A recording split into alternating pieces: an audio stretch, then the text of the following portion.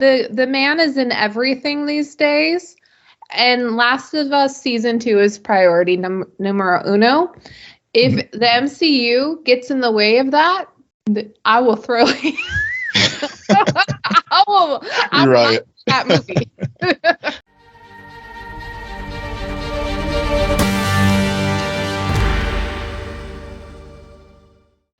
Greetings, nerds. This is SNN Nerd. I'm your host, Sarah Belmont, and with me, as always, is our Mr. Producer, Will Polk. How are you doing tonight, Will? Doing very well, Sarah. Happy Thanksgiving week. Happy Thanksgiving week. It's here, and it's I was going through all of my most recent Thanksgivings, and it's been a lot of differences. Yeah. There's been like the 2020s.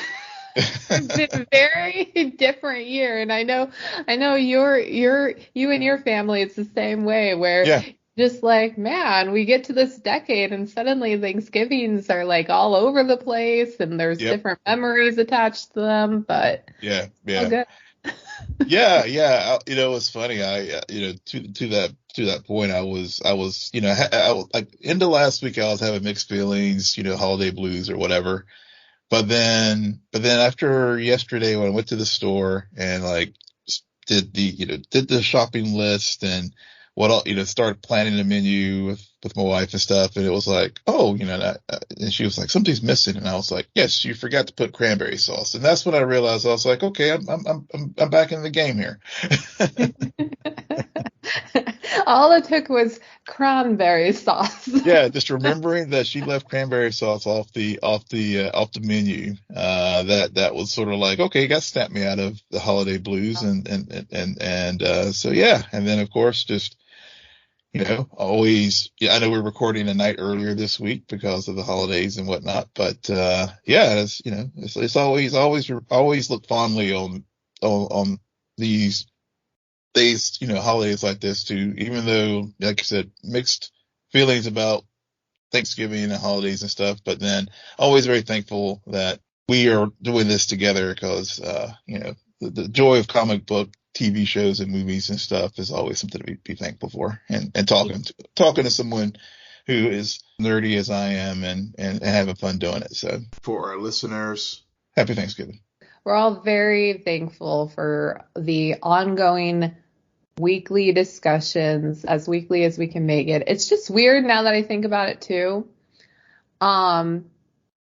This is the first year, and I saw this on Twitter this week, but this is the first year where I'm just like, man, we're really not doing the CW stuff anymore. There's no time of year is usually when they start at least airing an episode or two, where it's a big break before the big crossover event that occurred at least the last 4 years leading up to the end of various shows. It's just like, this is the first year where I'm just like, yeah, wow, it's a bit quiet. It is. It's weird. I know that you mentioned that, because as we were planning for basically the last for this month and for next, and as far as our shows, I think you mentioned it then, and when we were discussing it, and here now that we're actually going to be talking about Invincible and Adam and Eve tonight, it's like there's no CW, and really, and with the strike ending and word about Superman and Lois definitely coming to an end, and really no more DC content on TV as far as broadcast television. It really is closing out an era. Oh yeah, when the finale of Superman and Lois airs, that's when it'll really hit us, like a month maybe after that, of like, that what kind of built the whole premise of this, of our discussions about the Arrowverse specifically, has now totally taken a turn on its head, and now that's the least amount of content driving, and we've of course have done other things, all genre, so we've definitely moved more towards a genre movie podcast as opposed to just comic books. But now it may be quiet, but I do appreciate how Disney Plus last year they had the Guardians of the Galaxy Christmas special, and this year they've come up with their own like 21 days of Christmas, except they've narrowed it down to, I believe, nine What If episodes that are going to drop daily throughout, like starting the week of the 20th of December. Yeah, December 22nd. Okay. Yep. So, and they dropped the trailer of this What If Christmas holiday event. Surprisingly, I do remember really liking episodes of What If. I didn't like the entire season. Yeah. It was definitely hit and miss, but that's what you can expect with a show that it's not one big arc. Well, it kind of is, but it's also, you're getting various chapters that are somewhat connected, but telling their own individual stories. So definitely like hit and miss, but still very interesting storytelling that they're allowed to do in this What If universe. And looking at the trailer we got for season 2, they're just keeping pace, in my opinion. They're just keeping track. It's what I expected from a season 2 trailer. There wasn't anything too surprising. But yeah, I'll be curious what they can do to surprise me with this new season, because I think the first season definitely I went in with low expectations, and now my expectations levels has like moderately been adjusted. Agreed. And speaking of like turning the page to different and newer things, really noticed with this trailer how much more of phases 4, 5, and 6 characters were in it. Yeah. And especially now that we're in the multiverse saga, and the Watcher talks about how we, I think it's the multiverse is it broken or I can't remember the exact wording, but I mean they fully acknowledge that here's where we are in What If season 2, and seeing all those characters that we've seen in recent films and Disney Plus TV shows. So I'm very excited for having this like over the holidays, because there is dropping these things 9 days. It really is like the 12 days of Marvel. Yeah. It really seriously is. I mean, I think that was intentional. It totally was. Yeah. And I think honestly, maybe after this is maybe a good way for Marvel to just sort of end the year, hopefully on a high note. I agree with you. Some of the What If episodes from season 1 did hit better than others. But hopefully overall these 9 episodes will be very strong and will lead into the new year when we get Echo at the beginning of 2024, and fans will have good feelings about the MCU as we close out 2023, because it's definitely been a roller coaster ride this year. Yeah, next year will be very interesting because it's Echo and then Deadpool 3, and that's it, right? Echo, Deadpool 3, because Captain America got pushed back to 2025. Yep. And there's going to be a drought. Yeah. So, but at the very least, it can leave fans wanting more, which takes us to the other trailer that dropped since our last podcast recording that I did watch. I did too. And I've watched multiple reactions too, because this trailer, it's a comedy, right? Like, this is a comedy. This has to be a joke because it's hilarious. The Madam Web trailer is freaking hilarious. I will not see it in theaters. I've not seen any of the Sony Spider-Man movies, neither in theaters, out of theaters at all. Well, but their trailers are always hilarious. They are, yeah. Any of the Spider-Man adjacent films, I'm the same. I mean, the only Sony things I've seen in the theater really is the Spider-Verse. but Right, yeah, absolutely. yeah, But I can't put that. It's a different thing. I have to yeah, isolate it because it's animated. yeah, Okay. and It's its yeah, own thing. yeah, and then of course there's the MCU tie-in with since they loaned Peter over to Disney for their Right. joint effort. So yeah, other than now I can't at least the modern Spider-Man. Well, again, I'll say Spider-Man adjacent because that's all they've really released recently with Venom and now this Madam Web something. And I think the best thing I heard, speaking of reactions and stuff, was I don't know if it was Roca or I can't remember who said it, but they were like with Dakota Johnson, they could tell whenever she is into a role or not, and the reactor was like, she clearly is not into this at all. And it's also, I know I haven't seen Sydney Sweeney from Euphoria. I know you could speak more to her acting abilities but everything I've heard about her, she's a phenomenal actress, but it just seems like both of them maybe this is one of those ones where they're just cashing checks, but somehow Well, Sony keeps making these Spider-Man adjacent movies and they somehow, other than Morbius, make bank. So well, I mean, they haven't released too many of them. I mean, yeah, Craven hasn't come out yet. yeah, Craven, I think, is going to come out before Madam Web. The only movies that have made bank in this universe of sorts is the Venom movies. yeah, So one true. and two. Yeah.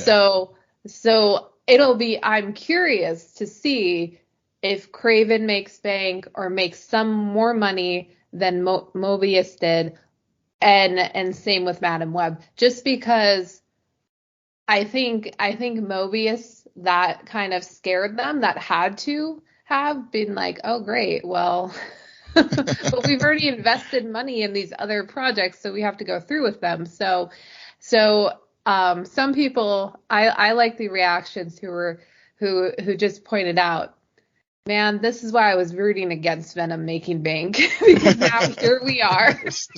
Now we're As stuck. soon as Venom Yeah, made the money it did, yeah, this is what we get in return. And so now in my head, like, if these two movies, if neither one of them makes money or profit, then yeah, I don't think they're gonna be doing these one-offs anymore. I think they'll continue with Venom hmm however much longer they can with Tom Hardy, but they're not going to be still pulling the characters left and right and thinking just because it's semi tied to Spider-Man it'll make money, because obviously, I mean, yeah. 3 times. Well, But now yeah, Sony has done stupider things, so I don't yeah, know. yeah. I don't know. Yeah, it's like, and the thing is, it's like in this trailer they try to, they have this like made up Spider-Man character trying to like fool us into thinking that it's like, oh, we're gonna have a Spider-Man in this film, and it's like, no. And I so, I heard he was a legitimate character, it's not made up. yeah, well, yeah. Well, Careful. I've heard different I things. heard he was actually a real and a really interesting character. They just did him very dirty. Okay. Well, I think they put him in I heard that there's a real character, but they put him in a Spider-Man uniform to like Yeah, yeah, make it look like right, it's right, Spider-Man. Yeah. right. Yeah. But I think maybe, I don't know how many people were fooled by that. That'd be like, I think fake fans, Yeah. Yeah. in my Sure. Sure. opinion. Yeah. It's But just, no, yeah. I think his name is like Ezekiel or something. But So, no, yeah. he's a legitimate character. And in one of the reactions I watched, they broke down actually what his story is in the Mm, comic books, and it's okay. really interesting.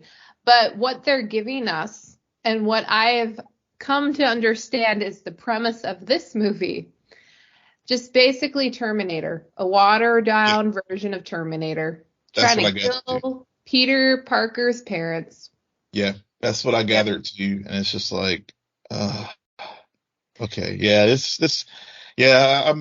Well, I still have, I have not watched a single minute of Venom 1 or 2. Hmm. And as far as the films themselves, now granted, I know he showed up in, what was it? No Way Home. But beyond that, I haven't seen any of that live action. But of these films, I mean, Craven, I actually may give a shot. Because I think Craven's coming later. I think this one's coming is February or March, and then I think Craven is like isn't it? I know they moved the release date around to maybe October. I am not keeping track of when these Sony movies are coming out. Yeah. You cannot rely on me for that. Okay. I want to say we had it I think I had it on one of our news items, and then I struck it off because we were like, let's just leave the Sony movies alone. Let's just let them be. They will come out when they come out. Yeah. If you're gonna dip your toe in, just tell me all about it, because I refuse. Yeah. Let us know. Let us know. That is it for trailer news, and we do have some casting announcements. And sticking with the MCU, it has. I don't know if it's been confirmed, but like it's 99% chance that Pedro Pascal is going to be our Reed Richards in the Fantastic Four movie. Yep. Yeah, I think it's just a scheduling issue at this point. I think that's what they're really trying to just work out. Yeah. Yeah, and I mean the man is in everything these days, and Last of Us season 2 is priority numero uno. If the MCU gets in the way of that, I will throw it. You're right. That movie. Yeah. The Last of Us season 2, we needed it yesterday. So can we get going on that project? Got it? Okay. Priorities. Yep. Exactly. But scheduling stuff aside, what was your honest thoughts when you heard this news? I was ecstatic.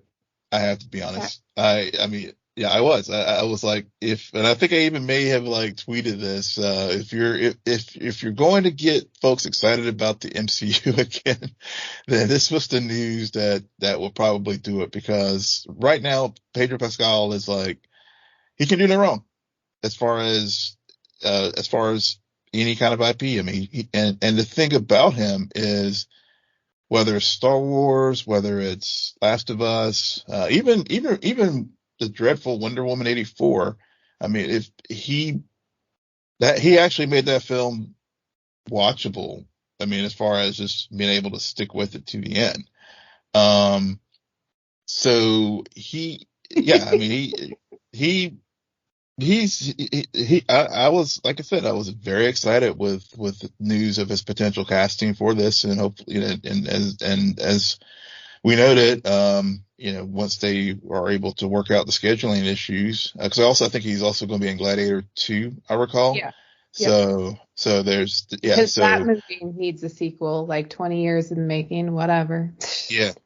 So he's got a lot on his plate. We know with Mandalorian, he did season 3 in a sound booth. He'll do season 4 in a sound booth, assuming that, because it looks like that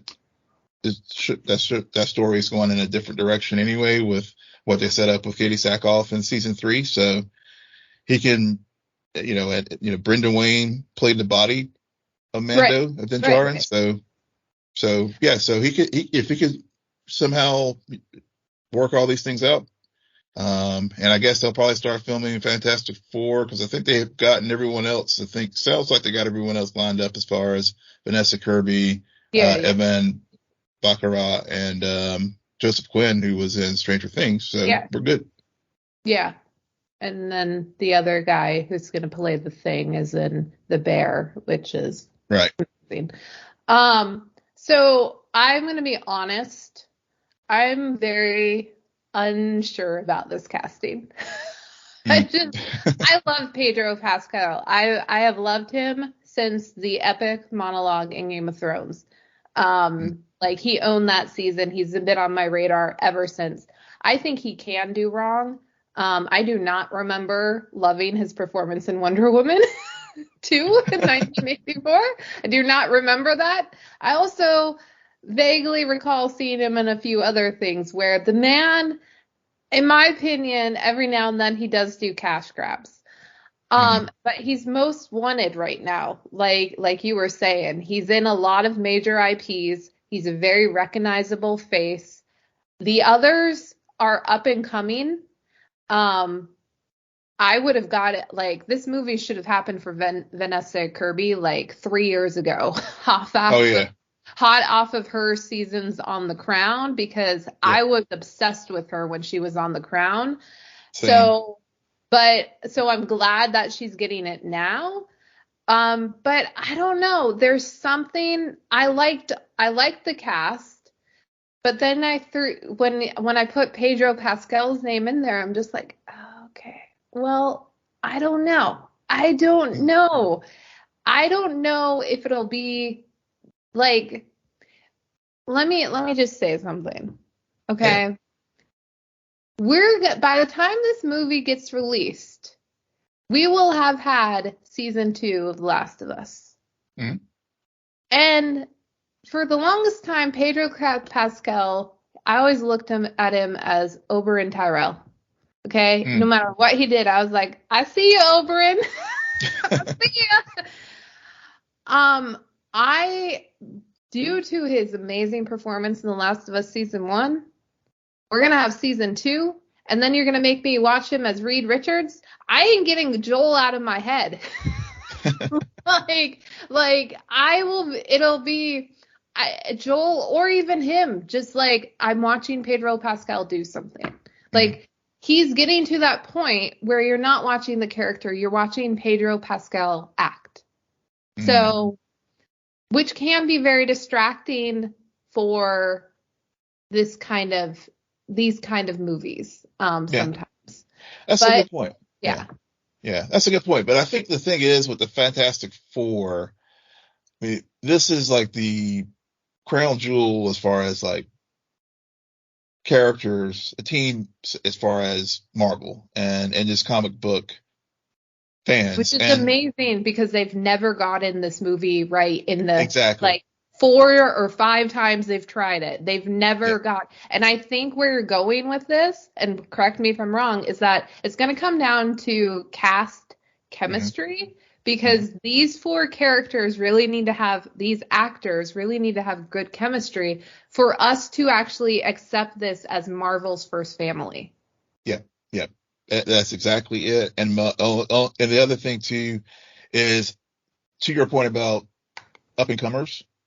I think, even though I think Pedro is still, that's his star is still ascending. I mean, he for fans of genre shows and stuff, he's there for us. But I think a lot of the general audience is still discovering him in some regard. So, but it's also be good for like casual fans, because you may not be like hardcore Marvel folk, but casual fan will be like, oh yeah, he's the guy that voiced Mando in Star Wars. Yeah, so I don't think definitely viewer draw. Yeah, so he's not bigger than the role. I think the first family's still bigger than the actors. Sure. And they're trying to get, like you said, that right cast and right chemistry among the cast to do justice for the first family of Marvel, because it's well documented that the other films were misses. Yeah. And honestly, I just also have to know who is Doctor Doom at this point. Yeah. Because that dynamic needs to have some really good casting to occur. Do you think it'll be Gosling, or do you think it'll be Adam Driver? Oh, those are the choices right now? That's what I'm hearing, yeah. Okay, I don't like where this casting is going. You just threw in Pedro Pascal, and now randomly we're going to have Ken from the Barbie movie play Doctor Doom? No. I also just don't see him ever doing a comic book movie. I just don't. Well, the reason why, I think that's what I heard, because I mean, Doom and Reed are contemporaries, so age-wise they're about the same. So right, which okay, but I also just, it feels like they're throwing names out there, which, I mean, Adam Driver, I bet, read for the part of Reed Richards. I don't think that rumor came out of nowhere. Yeah. So I could see, yeah, he read for that part, but the casting director actually looked at the tapes and was like, actually, he's going to make a better Doctor Doom. Granted, now you got Kylo Ren all up in there playing.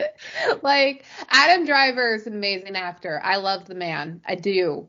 He is amazing. I can't see this. Like, it just seems very weird to me. I liked it. I liked the first three names. I was like, Yeah. okay, cool.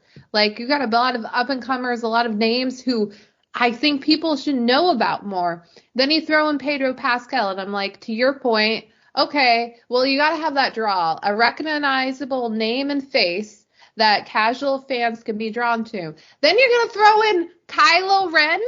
Are you kidding me? So you're going to have Joel versus Kylo Ren. Yeah. This is weird. I mean, I get it. We're in the multiverse, but come on. Okay? You're stretching it, pun intended, a little bit here for me to actually accept this crazy casting choice. Because another thing to point out about this, and it's not just me wanting to talk more about the news because I don't really want to talk about Invincible, but but I think maybe also why I'm struggling with this casting is just because it's an ensemble, right? And so once you start putting those names, to your point, Pedro Pascal may not be bigger than Reed Richards, but he's bigger than the three other people that they're casting on this team. Yeah. And so then you have this outer, like this off balance potentially. But like I said, I don't know how these actors will work on screen in character. So this conversation could all be for naught. I've been wrong before. Well, I would say Vanessa Kirby is not almost there with Pascal. I mean, she's getting out there. People know who she is. I mean, just like you said, many folks remember from The Crown, and there's other things that she's been doing recently. So, and I think she's coming at the right price because I know folks were looking at it like Emma Stone, but she wanted too much money. And I think from what I understand with Adam Driver, I think that was part of the problem too, was he was wanting too much money and maybe that was why he sort of backed off. But other folks I've heard, I know Jeff Snyder, I think when I was watching the Hot Mic with him and Roca over the weekend, they mentioned Mads Mikkelsen, Jason Clarke. I heard about the Mads Mikkelsen thing, and my mind immediately went to, hasn't he done this part before? Yeah. That seems very typical. Like, it doesn't seem as creative as it could be. I don't know. But yeah. I mean, like I said, I'm curious about who will be Doctor Doom, especially with all of the conversation on how will Doctor Doom fit into this phase of the MCU. And Doom versus Kang and potentially getting rid of Kang and going in a different direction altogether. That conversation is still a buzz, but no word on that. I know I had on there the news about the discussion about which way Marvel is going with Kang, but there's some other casting news drop. I know we're going to get here too in a minute. But as far as that discussion, I know Daniel Crichton is still. I guess looks like we will have Shang-Chi too, because he's dropping out of Kang Dynasty to continue to direct that, and I guess the Wonder Man, which probably maybe go to Spotlight now, what I'm hearing. So we'll see what happens with that. Yeah. To talk about that other casting news, which it's funny. I don't know if this is news because I feel like 3 months ago a rumor was brought up about this, and me and you both signed up on it. Yep. We're like, yeah, makes sense. But Yeah. it has been confirmed that Nicholas Hoult has been cast on playing Lex Luthor in Superman Legacy, which great casting choice. He's been due for this role, role, like this type of role. I think at one point people were speculating he'll be Riddler in the Batman movie. I could have seen that. Lex Luthor, there's something about Nicholas Hoult where he can play the douchey billionaire asshole, or he can play the really nice Bruce Wayne asshole. Like, he's got that look for either or. And also, everyone should now go and watch About a Boy, where you get to see baby Lex Luthor. Have you seen About a Boy? I have not. You've never seen About a Boy? Oh my God. No, I need to check. God. No, I've seen that movie so many times. It's a gap on my filmography, but yeah. Oh, it's so funny. And I mean, that's when I was first introduced to him. But I didn't realize because it's just, oh, that's a kid actor. Okay. Fast forward, when the kid is not a kid anymore, the kid is like a young 20-year-old, and he's in this British TV show called Skins. And I was obsessed with the first 2 seasons of Skins, arguably the first 4 seasons of Skins, but then it got a bit weird. But he was no longer on it. Anyways, so I feel like I've been on this train of more people need to know Nicholas Hoult. Yeah. And I'm glad between this announcement, I know he's doing great work on The Great. He's done a lot of different projects. His career, honestly, reminds me a lot of Robert Pattinson's career. Yeah. Except maybe a few more indie projects. But I feel like now he's arrived, and it's like, hopefully this movie will be as great as everyone's saying it should be and will be. And him and the actor who got cast as Clark will just have amazing on-screen chemistry, and we'll finally get the dynamic that we've been waiting for a good 2 decades. Yeah. Since Hackman and Reeve with in the original Superman films. Yeah, I mean, we did talk about Nicholas Hoult earlier this year, I guess right before the strike, whenever he was one of the finalists along with Cornsweat, who did ultimately get cast as Clark.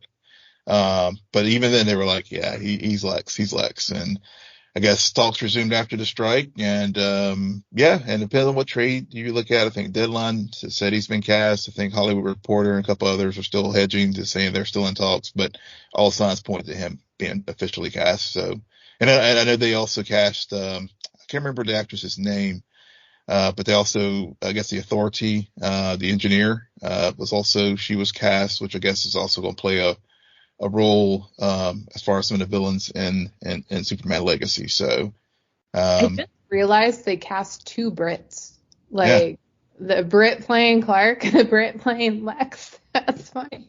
I thought Hornswet was American. Oh, maybe I had that. Oh yeah, we went through 5-minute conversation. Yeah, it was, but there was a Brit who was one of the 3 finalists. Yeah, I got them confused. Okay. Anyways. Yeah. That is it for our casting and trailer discussions. And now it brings us to our return to the Invincible saga after 2 years. Yeah.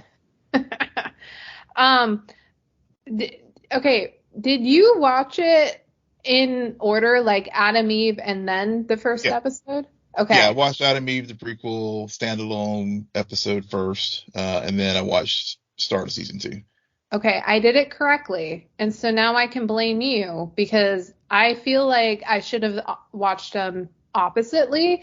Like, I should have actually watched Adam Eve after the first episode because I will be honest, for at least the first, well, she wasn't really in the first 10 minutes of the episode or the special event, but I had no idea who she was.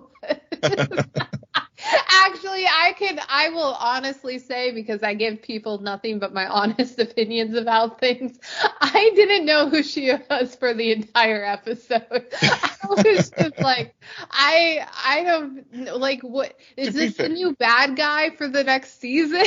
I was like, I don't know. To be fair, it has been 2 years because it was June of 2021 when season 1 of Invincible dropped, and so it's her character was one that thinking back when we talked about it 2 years ago, I can't remember if we really spent much time on. I feel like she came in maybe halfway through the season. She wasn't front and center throughout the entire. Or was she? I don't know. She was. But she clearly did not make impression on you that it stuck with you to. And I remember, and we, whenever the show, because it actually dropped back in the summer, as far as this special Adam Eve standalone prequel, as far as her origin story, and I remember then you were kind of iffy about it. You were like, let's just save it until we get to Invincible later this year, and here we are. So I'm actually forced to watch it. I watched it. I again was very I remember watching Invincible season 1 begrudgingly, and then the last few episodes. I remember the finale mainly.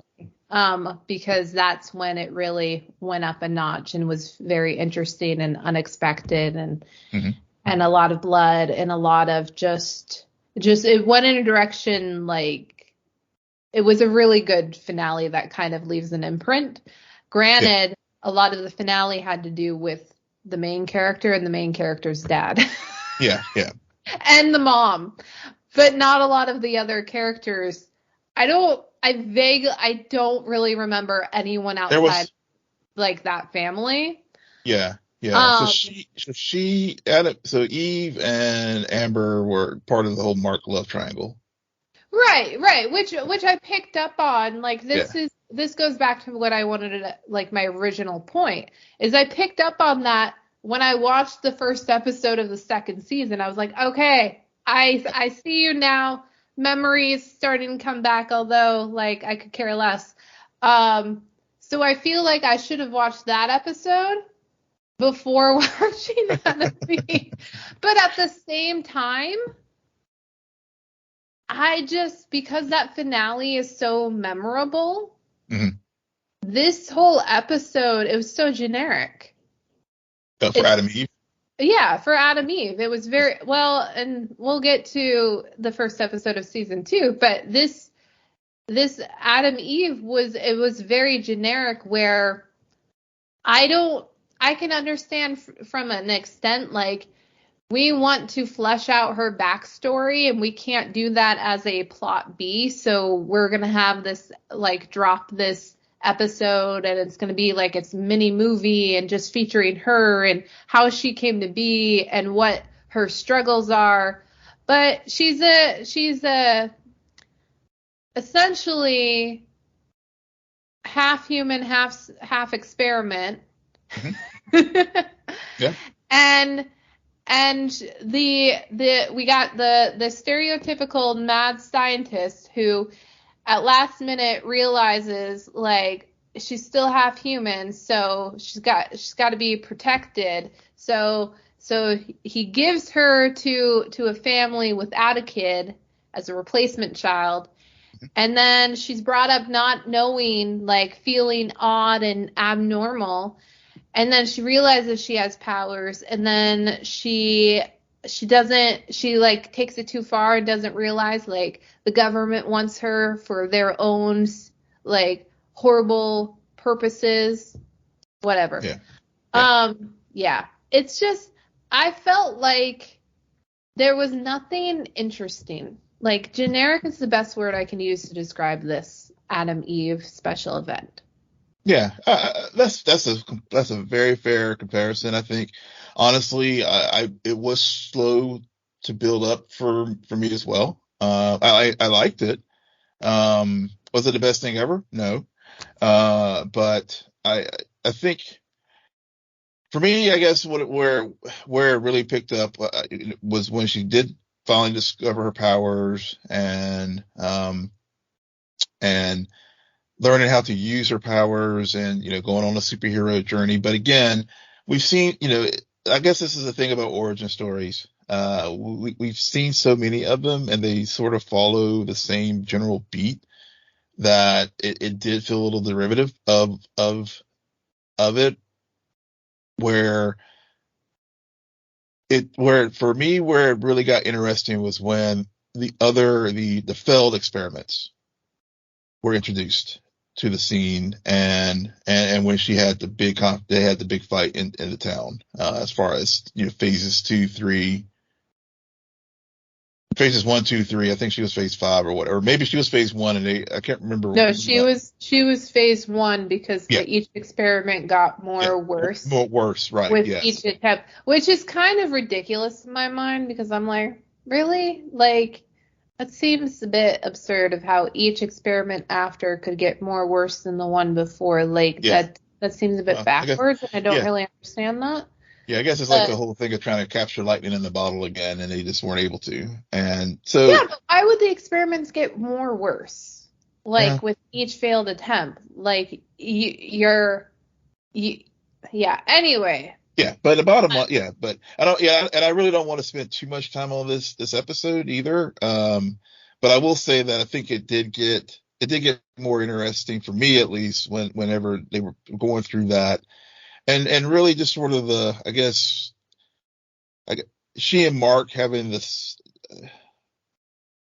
the whole family dynamic, as far as like, at least with her adoptive family just always striving for her to be perfect, and she could never measure up. And then, where Mark was always thinking his dad was perfect. And then it turns out that he was, evil monster. I guess they were trying to, show the differences, but the similarities and differences as far as their upbringings and stuff. So, it served it served a purpose for what it was. This is just an origin story to sort of do some world building, because there were some things that did lead into the main Invincible universe, as far as, the overall story. So with Omni-Man and the Guardians of the Globe, and really fleshing them out as far as characters. So I think so for me, it did serve the purpose of world building, but that was about the extent of it. But I did understand that Robert Kirkman is thinking about doing some more of these standalone origin stories for some of the other characters in this universe. So, we may get more of these. What is with the double G? What is with the double G, I ask, because we got Guardians of Godolphin in Gen V, we got Guardians of the Galaxy in the MCU, and we got Guardians of the Globe or whatever in this show. Yeah. What's with the double G? Why? I think he likes to play on that on words there. And yeah, obviously, these are all archetypes of the Justice League. So I think he just that's not a double G. I'm just wondering. No. Just the a lot of double G. Yeah.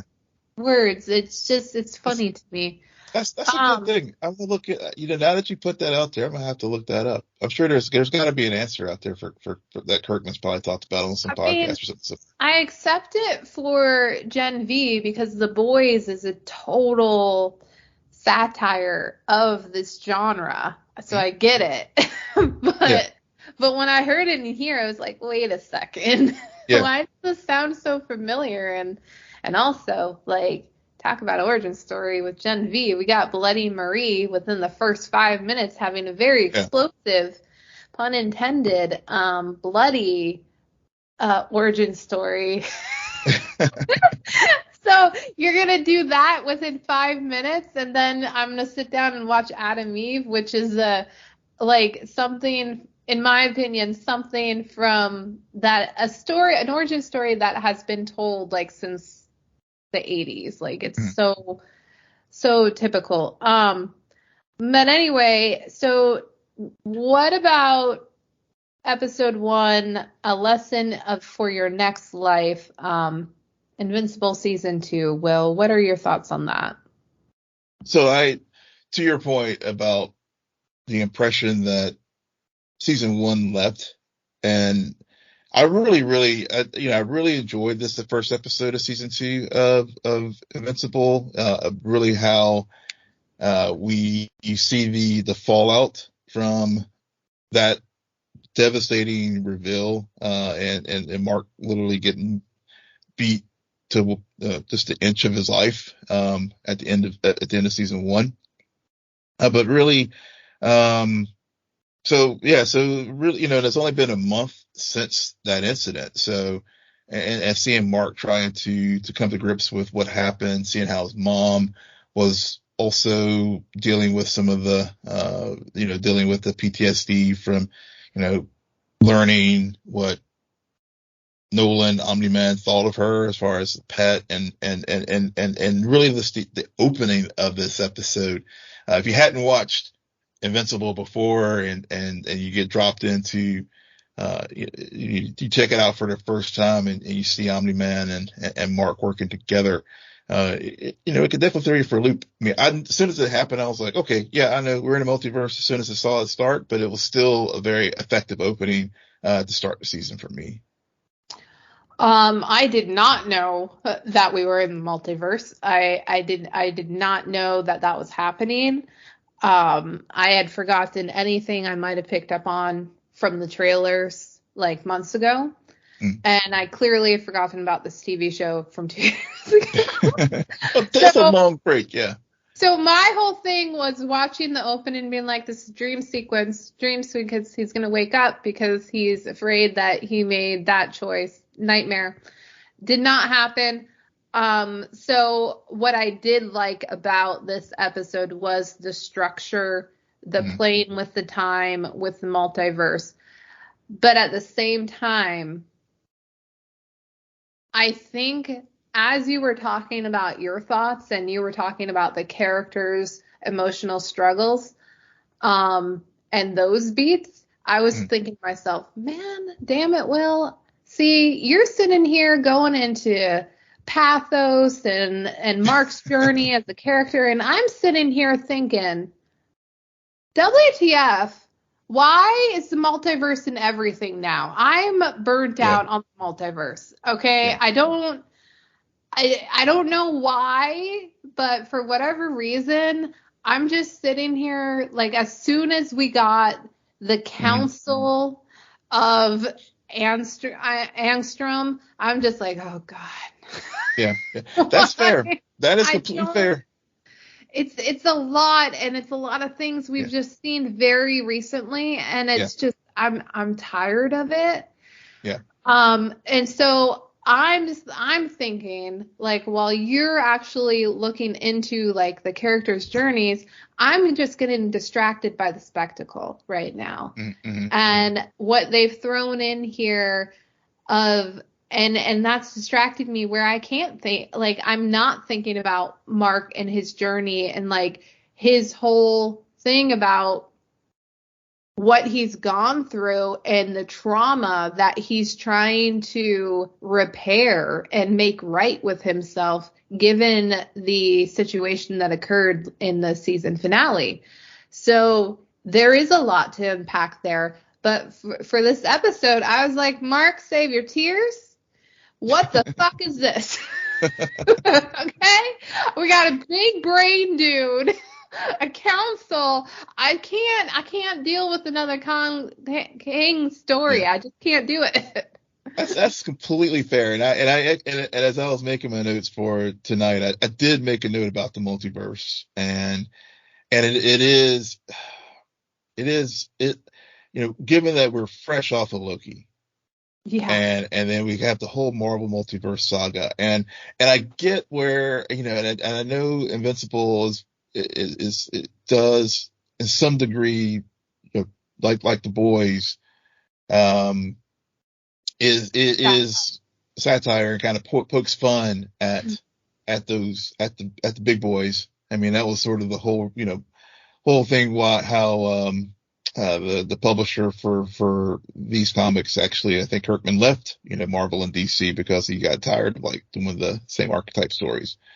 When he created The Walking Dead and stuff. So yeah, so I completely get it. I mean, that's a totally fair criticism, and I think because of that, I really focused that I was like, okay, multiverse, fuck. All right, Because I'm it's just going to not. watch it. I'm just going to watch. I want to see Mark's journey here, and really, and I think in doing that, I was able to really enjoy this episode, because otherwise I would have been like you, where it's just like, oh man, I don't know, multiverse again, really? It's just I mean, it's not just that we got Loki, Yeah, but we also got Across the Spider-Verse yeah. this year. Mm-hmm. And Which, I think I mentioned on last week's podcast, I recently rewatched mm-hmm. majority of that movie, so it's fresh in Yeah, my mind. And yeah, then on top of that, to your point, we're just coming off of Gen V, which is an existent show within the boys. So even and everyone knows how much I love Gen V and the boys. And so even though this show is intended to do that type of satire, now I'm comparing the satire part of it with Gen V. And yeah, yeah. that's a pretty high bar. Well, hell, I mean, prior to you're not, prior to the show airing, we were getting just inundated on social media with Homelander versus Omni-Man memes, Yeah. and even, was it the skin for was it Mortal Kombat, one of the video games? They just recently released an update where you could have Homelander versus Omni-Man. So, and I know we're talking about things outside of the show, but it is that kind of saturation point now where it's just Yeah. like, it's just all these properties are just sort of overlapping with one another, and you can't help but like, and I know we used to do this. Compare. Yeah, compare. I mean, I know we used to do this with the Arrowverse. Yeah. And now we're doing it with, with these other things that are airing contemporaneous to one another. And yeah, Yeah, it's just a lot where suddenly the bar keeps getting raised. mm, And so then to come off like literally really fresh yeah, off similar projects and to have this, it's just like, okay, but yeah, just so you know, you will be compared to all of these other things that really worked yeah, and had more time to breathe. I mean, I guess that's what I'm feeling at this point. I'm just like, damn, I am not allowed at least a month to yeah, breathe here, yeah, like for something different. Which starting next week we will start covering Doom Patrol to end that saga. So maybe that will be the time when we get a breath of fresh air. But yeah, I do want to place emphasis, though, that despite me getting distracted by that concept and obviously distracted by all the double G's happening in these universes that are not shared but semi-shared because they're satire. Actually, yeah. What? Somebody said it's satire, but yeah, one little note too about shared universes. So you're talking about Spider-Man. So Mark and Spider-Man actually did cross over once in the comic books. Yeah. Yeah, I think you told me that in season 1, but I don't yeah, remember much. yeah, yeah. Yeah. Uh, yeah. Uh, But yeah, you're right. I mean, because Angstrom, I mean, basically just take out one African American character, stick in Jonathan, take out Sterling K. Brown and put in Jonathan Majors. I mean, because I mean, Angstrom Levy is like he is king. I mean, his whole modus of operation, he has this god complex because he wanted to, he was going to travel the multiverse and amass all this knowledge so he can like save cancer, end cancer and have world peace, and all those, those motivations are all very similar to things that we've been seeing. I mean, where it does work for me as far as like taking it out of the multiverse, to the conflict part within the story contained within Invincible. Again, with Mark being the focal point and hearing those things from Omni-Man from season 1 and with similar types of, the Viltrumites were going to do all these wonderful things as far as how we're going to save the universe and stuff. So, so those kind of things do help me, like, remind me, like, oh yeah, they do have their own original story here, but it still feels derivative of other things. Yeah. What I'll say is Angstrom, I accepted it when he was still like no bloodshed, like nobody dies. Like they walked a very fine line with his character that brought something different where to an extent, yeah, he's making all of these promises, but all of his actions I was on board with because it was just he was very clear about that.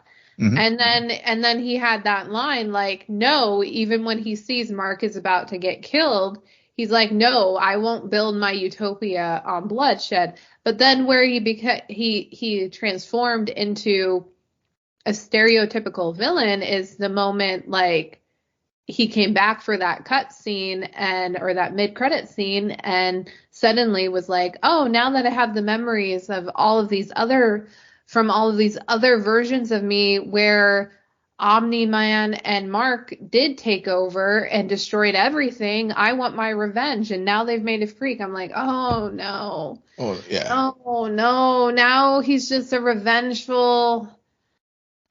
He's the rival. Like, why? Like, I feel like they did some things because his version isn't the evil version of this character isn't who we're first introduced to. We're actually introduced to like a better version of him, but a version from a dimension where this tragedy occurs and Mark makes a different choice. Yeah. And we even see him like be put there and go into the device. And so they could have done something very interesting, like by the end of this episode, like through all of these series of events, he does become that version. And I think I would buy it a little bit more. But, and I get it, like technically this version of Angston does have his memories. So, but I don't know. It just, I don't think I watched this at a time that it could really hit me the way it was intended to. And I blame Adam Eve mainly for No, I sometimes when we watch things, I think you have to be open and wanting. You have to almost like not wanting, because we watch things all the time where I'm like, oh God, and you're sometimes like that too. Yeah. Why are we watching this? Yeah. But I don't know. I think that if I really take a step back and I think about everything I liked about the episode, it's fine. It is fine. Yeah. Especially for the first episode. And I know that it'll get better because of things I'm hearing and also just how season 1 played out for me. But at the same time, it's kind of frustrating that I wasn't given that opportunity to breathe with these concepts so that this could have hit me the way it was intended to, especially since it's been a 2-year wait. Yeah. Thankfully, it won't be as long when the second set of 4 episodes drop after, because I think the 4th and final episode for the first, I guess, part A of season 2 airs this Friday, and then they'll be on a break until sometime in 2024, which we haven't gotten the release date for the at least as of this recording, we haven't gotten the release date for the final 4 episodes. So, and just reminded me of Spider-Verse. yeah. Yeah. Like 25 other things. Like, what is with this whole, we're going to drop these episodes here, these episodes there. It's just like, why are you treating us like we don't consume so much content that by the time we get to the next set of episodes, we will have to go back, or just be stubborn and be like, I don't know what's going on anymore. I'm gonna finish this thing. Yeah. But like I said, I think you made some very excellent points about why, because of market saturation, this episode may, and it may be a lot of folks out there, some of our listeners. I love to hear from folks. Did you have the same kind of reaction whenever the Mauler brothers were like, well, really from that initial moment when we see Angstrom in the one universe drop through the portal, and you're just like, oh boy, here we go. I mean, literally in the first 10 minutes of the episode, we get introduced to another multiverse. And I know, and apparently, I haven't read the comics, but I mean, I do understand that Invincible does go pretty deep into multiversal concepts, in the comics themselves. So everybody has one, and you just sort of have to learn the rules of this particular multiverse. Like in this one, I mean, Angstrom, he can jump between portals. He can jump between dimensions, but he can't do it within, he can't go teleport from point A to point B within, in the dimension that he's currently in. So, but there were some funny bits. Like every time I think about the Mauler brothers, during the 3rd act of the episode, where they realize, whenever he summons all the other Maulers from the other universes, and they were like, wait a minute, we thought we were special. So those were the things that really stood out to me in this first episode, as far as why I remember especially why I remember why I liked the first season so much. And granted, I know we had a similar discussion too when we were talking about season 1, where it did take a moment for it to cook. But once it got going, it really landed very solidly, and I think we got elements of that in this episode, like Cecil's wariness of having Mark be, getting back out in the field because of what just happened a month earlier, and I think they really drive that point home, that look, those scars are still very fresh, and so Cecil's right to like tell Mark, hey, slow down. And I mean, any TV show that has Radiohead as part of their score, gets a point from me. So, so like I said, there were a lot of things about it that as I told you, DMs, I really did enjoy. I enjoyed the kickoff of this series, and hopefully as we progress into the remaining 3 episodes, hopefully as we get some space from other things and throw in Doom Patrol into our mix, you'll enjoy it more. Yep. But I was lukewarm on Loki season 2, so we'll see how this goes. Yeah, that's true. That is true. And I think by the end of it, I'll be fine. I don't foresee me. I mean, it's been 2 years, but still, I think even at the time, as much as I liked the season finale, it's still not a show that I actively am anticipating or rewatching. So I think I will watch it. I will see what happens, and I will point out anything that rubs me the wrong way. It'll be like any other review I do. Well, yeah. Well, no one could ever accuse us of being shills for anything. So. Well, you can't be with DC, but what? Oh no. I'm not. There's no more no more DC slander. As much, Marvel, that they have lost their, the road, the bloom is like come off that rose. So they have their issues. All right. On that note, Will, why don't you tell our listeners where they can find you? Yes, you can find me on Twitter at Will M Polk, WILLMPOLK. Yeah, and just in case that wasn't clear, you can find me on Twitter, formerly known as Twitter, at SNN. Friend us on Facebook, follow us on Instagram and Threads at @scene_n_nerd, and visit our website, www.sceneandnerdpodcast.com. But most importantly, rate, follow, and comment on Apple Podcasts, Spotify, YouTube, or wherever you get podcasts. Good night, Geek Out. You're welcome.